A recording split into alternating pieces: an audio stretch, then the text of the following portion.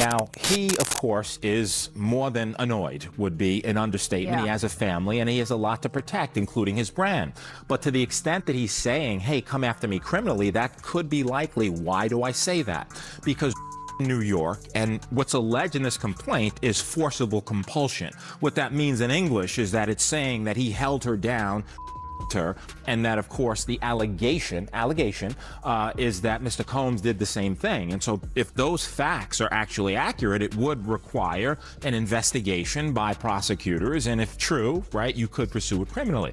Now, with respect to the evidentiary value, yes, it happened 24 years ago, right, more than 24 years ago. But in the allegations, there's a few things. Number one, there's allegation that another celebrity was present at the time, right, in addition to other people.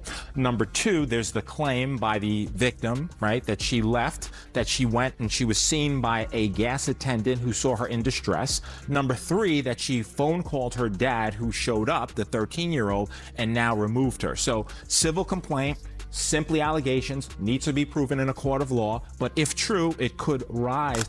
This morning, rap mogul Jay-Z is denying allegations he's 13-year-old girl alongside rapper Sean Diddy Combs. That civil lawsuit filed against Combs in October was amended Sunday to include Jay-Z. The accuser, identified only as Jane Doe, says she was both men at a Video Music Awards after party in 2000. In a blistering statement, Jay-Z accuses Jane Doe's attorney of trying to blackmail him. On Diddy, and it seemed as if your focus turned to Jay-Z, his wife. That's always been my focus. Yes. What? They're one and the same. Tell me something. When you have a peanut butter jelly sandwich, if it's just peanut butter, it's just peanut butter. If it's just jelly, it's jelly. When you put it together, it becomes a peanut butter and jelly sandwich, and the taste is undeniable. You saying Diddy and Jay-Z is peanut butter jelly? Peanut butter and jelly. I just want to tell Jaguar, right, be careful. She just went on Piers Morgan. Beyonce and Jay-Z sent Piers Morgan a cease and desist. Made Piers Morgan publicly apologize. That he said, denouncing me and then confirming me and then talking about, oh, da, da, da, da. That all happened a day before the report about the 9-year-old boy was released.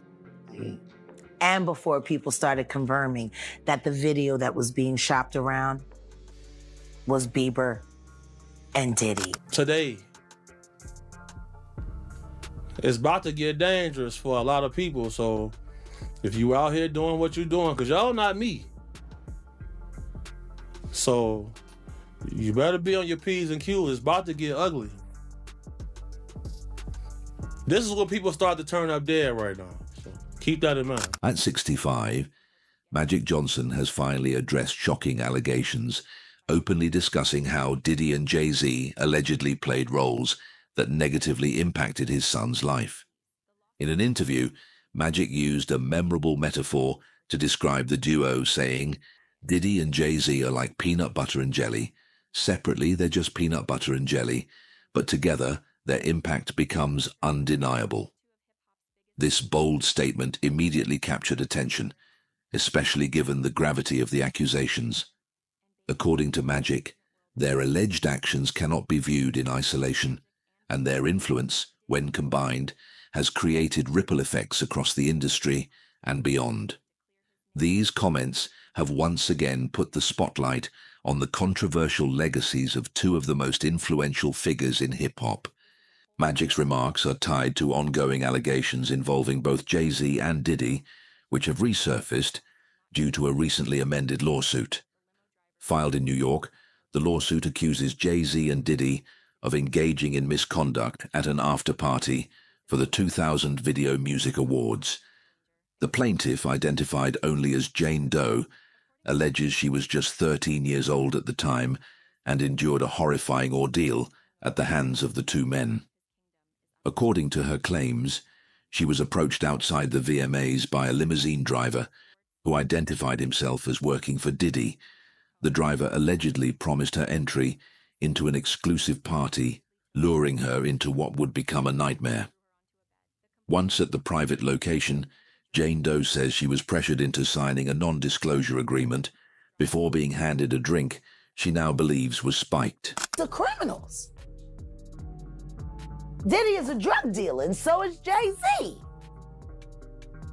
The proof is there. How many up people does he have to be around before people see him for who he is? It seems like these artists are trying to run away from their past. Diddy changed his name multiple times to say, that's not me, I'm trying to move beyond Diddy, I'm Love now. It seems like Jay-Z would try to run away from his past. Calling that love and anything that he did love. Brother love. What kind of love? Baby oil love. Baby love. Baby love. Explicit love. Hey! They never thought that hip hop would take it this far. Oh man, it's different now. These lyrics are all hitting different right now. All that people talking about fathers, all kinds of stuff. So let's just start with Piers Morgan, because there's a headline that went out that was very powerful that people are running with, where it just says, Jay-Z is the real monster. Now, before you speak on it, to even get to Piers Morgan, can you explain how that took place and why even take that interview to go forward? Well, excuse me. I can't say that I sought it out because I didn't. Truth is we didn't see it coming. But I have to credit Odell. Got hold easy. My love. I have to credit him because since we've combined and joined forces and become a hell of an investigative journalism team. See, I'm the content, I'm the passion, I'm the voice. I'm also the brain, but I do too much by myself. That's the brain. That's the administrator. That's the bloodhound. And he, there were so many people that hacked into so many of my accounts. People didn't even know how to get in touch with me anymore. And Odell created that lane. And they reached out to him. Piers Morgan's producers called him directly. And we talked about it briefly, and I said, we have to do it. We have to.